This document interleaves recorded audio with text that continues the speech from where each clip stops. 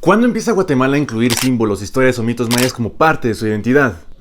Alerta de spoiler desde antes de la independencia. Cuando este pedacito de tierra era la capital de la Capitanía General de Guatemala, en 1808 en la Plaza Central se construye un tablado que serviría como escenario para renovar el juramento de lealtad al nuevo rey de España, Fernando VII. Este tablado tenía varias esculturas, entre ellas alegorías a las 4 casas reales que según los españoles de esa época habían gobernado Guatemala: la Quiché, la Cachiquel, la de Austria y la Borbón. Estas esculturas ahora solo existen en estos grabados del siglo XIX y en estos óleos sobre el lienzo de los paneles de esta obra de arte, el biombo de Fernando VII. Pero ¿a qué se referían con esto y qué propósito tenía?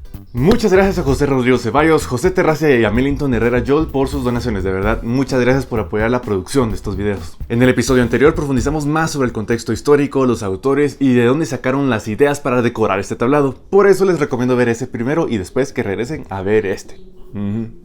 Para finales del siglo XVIII y a principios del XIX empieza a surgir en todo el mundo el sentido moderno de nación. Y en el arte, estas naciones son representadas con una figura femenina. La razón era porque en la mujer existe la figura de la matrona y su simbolismo con una madre, alguien que nutre a sus hijos, que los cría y que los protege. Aquí vemos unos ejemplos cercanos con las provincias de la Capitanía General de Guatemala: Nicaragua, Comayagua, San Salvador, Chiapas, Verapaz y en el centro la capital, Guatemala.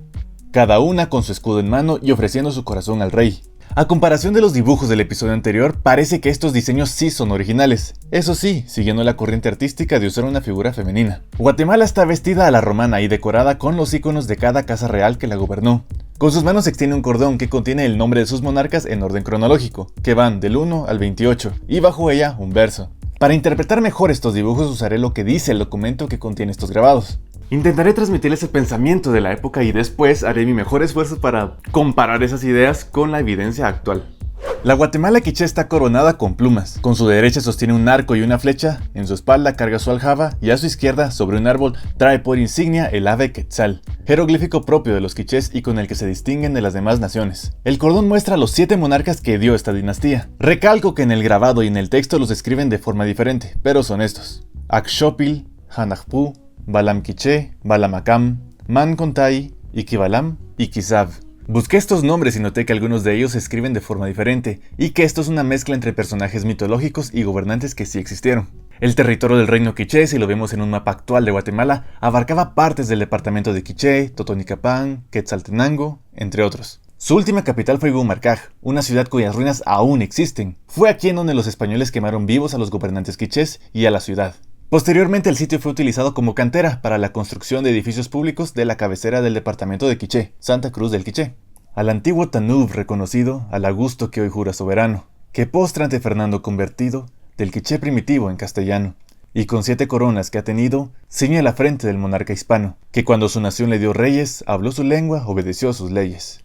El verso hace referencia a la derrota del reino quiché a manos del ejército español, su sumisión ante la corona española y la aceptación de sus nuevos gobernantes, leyes e idioma.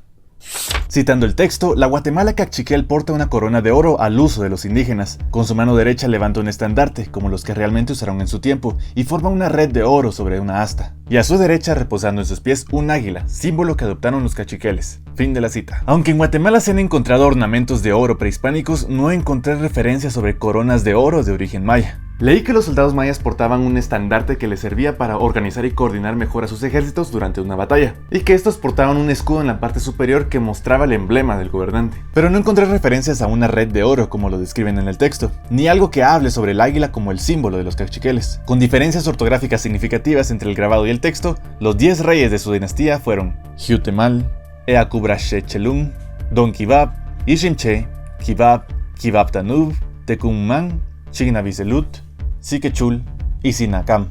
Busqué estos nombres y algunos de ellos fueron personajes que sí existieron. Algunos parece que son títulos, por alguna razón pusieron el nombre de su ciudad capital como parte de sus gobernantes, pero de los restantes no hallé absolutamente nada.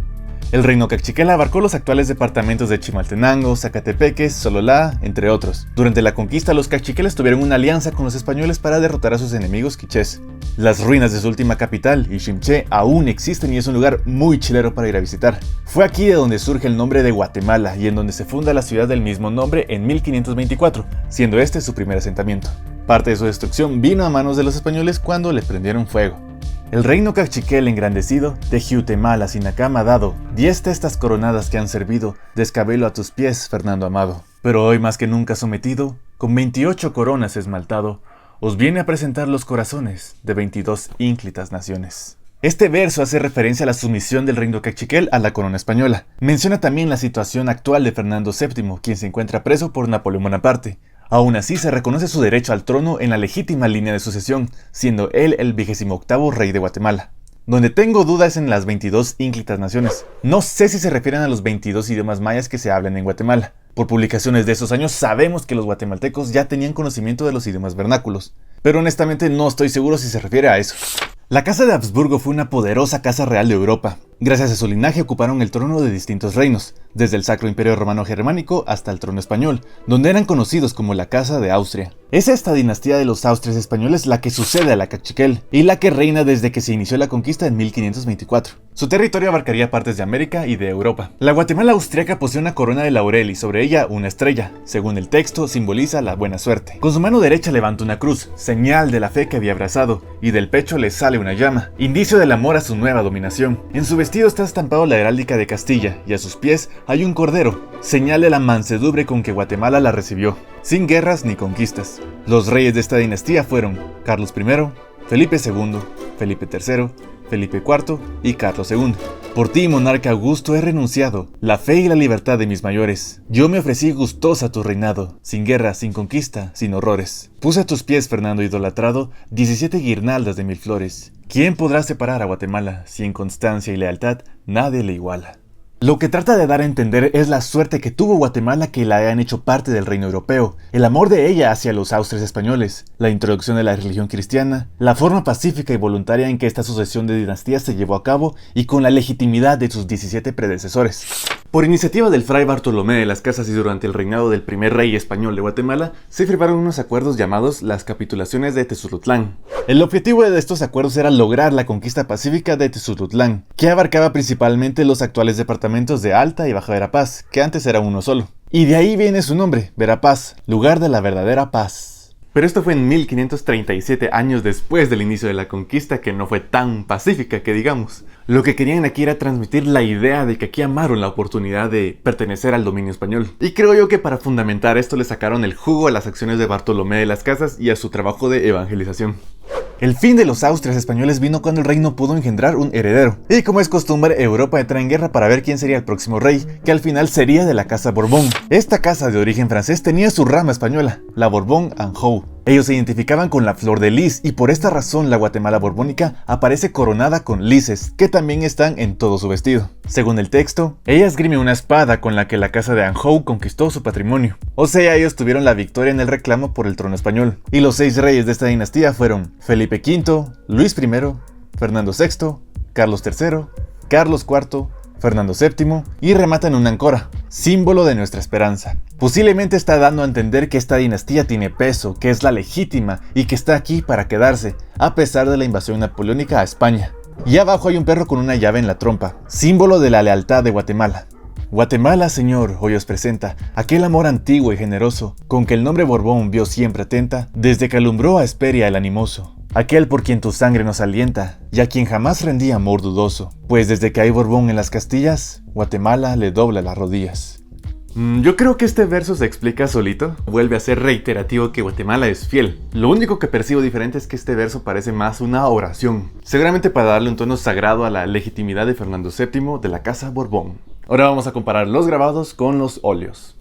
Las principales diferencias es que están a color, tienen un paisaje y no poseen el verso, solo el título de la dinastía. Lo que me parece curioso es que el ave quetzal en la Guatemala quiché es más rojo que verde, y que en el óleo se omite el brazalete en su brazo derecho. Misma historia que con la Guatemala cachiquel, no tiene el brazalete ni su collar, y la altura de su estandarte es diferente. Parece que la corona de la Guatemala austriaca cambia un poquito y se omite el castillo en su vestido, y la Guatemala borbónica está muy chilera. Tiene su coronita de lises que también están estampados en su ropa. Lo chilero de los óleos es la fineza del trazo del pincel. Se alcanza a ver cada nombre, cada número, cada accesorio, De verdad es un trabajo muy detallado. El biombo está hecho de madera, lino, oro, óleo y pigmentos, y simula como que estos medallones están siendo sostenidos con un listón. Si lo vemos de izquierda a derecha, el biombo inicia con la musa de la historia, mismo dibujo con que inicia el documento que hemos estado estudiando. Sin embargo, los paneles restantes no parece que tengan un orden simbólico. Yo los veo todos mezclados.